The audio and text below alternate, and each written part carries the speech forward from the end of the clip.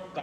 संसद के मॉनसून सत्र में सरकार और विपक्ष के बीच कई मुद्दों पर खींचतान देखने को मिल रही है। थोड़ी देर में वित्त मंत्री निर्मला सीतारमण संसद में बजट पर चर्चा का जवाब देंगी। इससे पहले आज केंद्रीय मंत्री पीयूष गोयल ने लोकसभा में राहुल गांधी के बजट पर दिए भाषण पर निशाना साधा।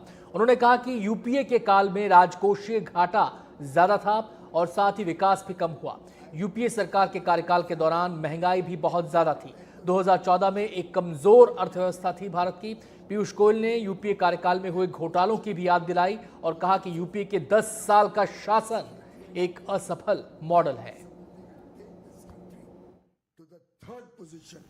So clearly the atmosphere was one of depression, despondency and despair under the UPA government, and international agencies were talking about a downgrade.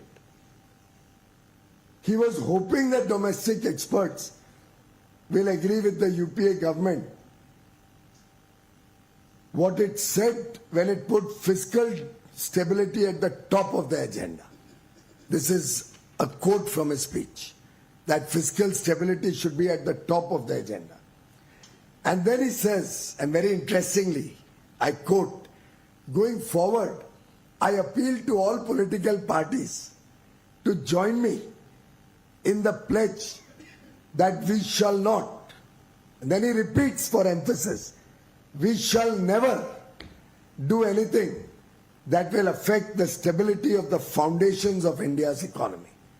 This is Mr. Chidambaram's speech of 2014-15, which I have quoted from.